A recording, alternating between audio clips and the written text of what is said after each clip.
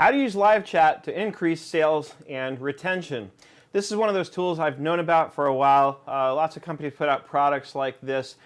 And once I implemented it about a week ago, as of the time I'm recording this, I was kicking myself, wishing I had done this a lot sooner.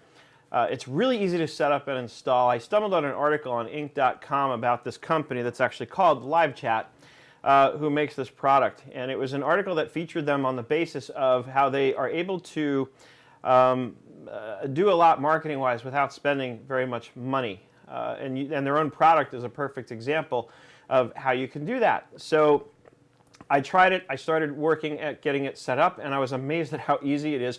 If you have a site that's done in WordPress, it's as easy as installing a plugin, and then if you haven't already, you go set up an account on the web with LiveChat, and then log in from within your WordPress site, and boom, it's there, it's done. There will be some settings you want to go through and set up, and I'm going to show you what all that looks like in just a minute. The other thing is you'll want to install the desktop app, and you'll want to install the mobile app for sure, because this way you can offer the chat support from anywhere. And that's the beauty of this. And there's a lot more to it. You can see who's on your site, what page within your site that they're on. You can see how long they've been there. It's just incredible what this little simple tool can do. And I talk about it in terms of increasing both sales and retention because it's a great tool to use to capture people who are prospective clients right while they're on your site, right while they're excited or fired up or whatever it is, motivated to find out more about your products and services. But it's also a great support tool, and that's where the retention comes in, because your existing clients may very well come to your site looking for help, and having something like this chat makes it easy for them to reach out to you and get that help. So let's take a look at my screen and let's see what this looks like when we've got LiveChat set up. Now, what you're looking at here, of course, is the desktop app. So again, I can't stress enough, once you establish your LiveChat account, make sure that you download and install the desktop. You don't want to be using something like this in your browser. It's just sort of unwieldy to use it that way.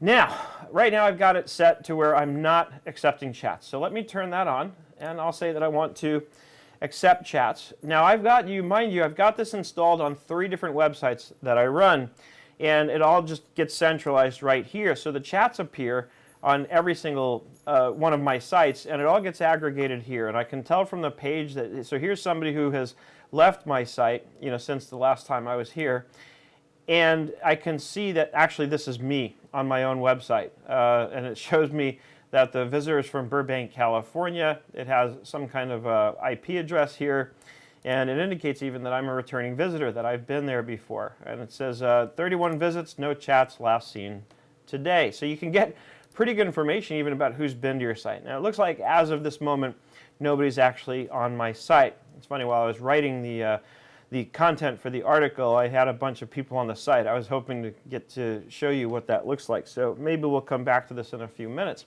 If somebody does in fact establish a chat with you, you'll find those chats here. On the basic account, which is about $20 a month, you can have up to 6 chats running simultaneously.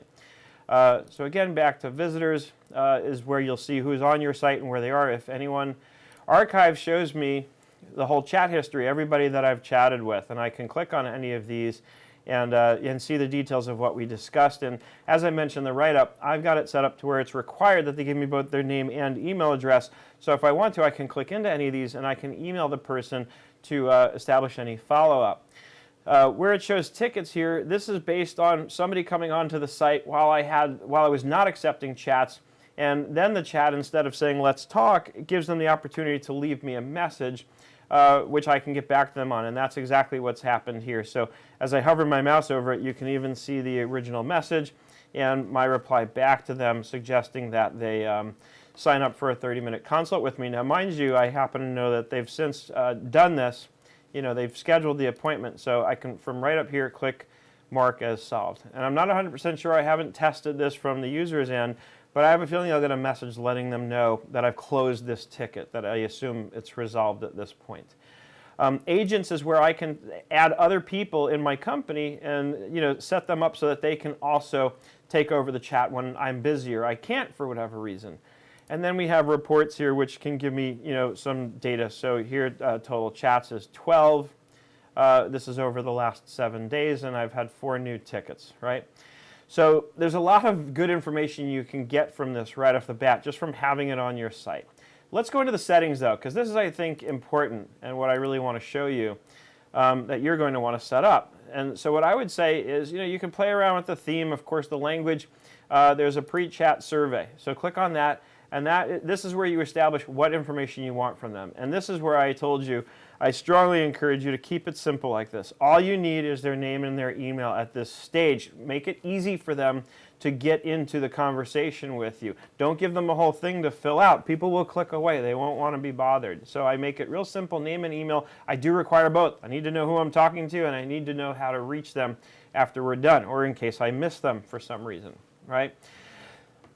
Then there's the post-chat survey. This is important too. This is where you give them an opportunity to give you feedback to let you know how did you do. And this is actually what the article that I mentioned that got me into LiveChat in the first place was really talking about, that LiveChat actually goes to great lengths to go after their existing customers to get their feedback, to find out how they can improve.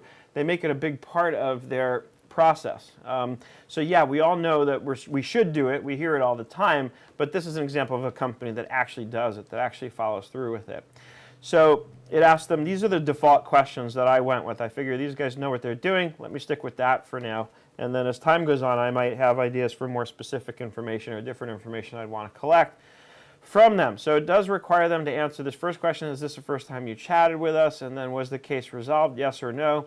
How would you rate it? And then they can leave comments. And you can go into those archives and see the comments they left. So it's good to see. Of course, it's great to see the positive feedback, but the feedback you really want actually is the negative feedback. You want to know when somebody's frustrated. And again, that's another reason why I've made sure to capture their email, because if somebody did leave me negative feedback, then I could make it a point to follow up with them and see what I could do to sort of make it right. Okay, over here we have queued visitors. So this is what happens when, let's say, all 6 of those chats are being used and nobody can get to them right away. And then here's the ticket form in case I'm away. So when I mark this and say don't accept chats, this is what they'll see on the website, and it just asks for name, email, subject, and message. Now, the other thing I want to do is go right down to the chat settings. Okay, and then so the chat routing, this is if you have 2 or more agents, it'll automatically assign it to somebody. There are URL rules over here which you can set up.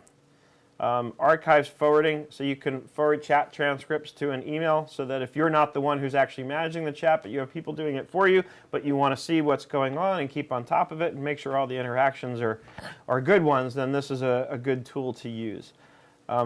File sharing, right now I have it enabled for both agents and visitors, meaning that during the chat you can click an option to upload files. I think that's very useful to be able to allow people to do, especially when I'm using the chat as a support tool.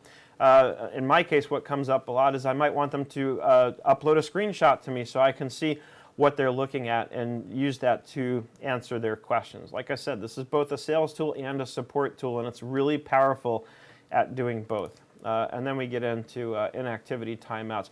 Those are the main things that I wanted you to kind of see and be aware of. There's some other really cool stuff here that you can go through. Again, you can play around with a lot of this stuff on your own, but I think the most important thing really are probably the pre-chat and post-chat surveys.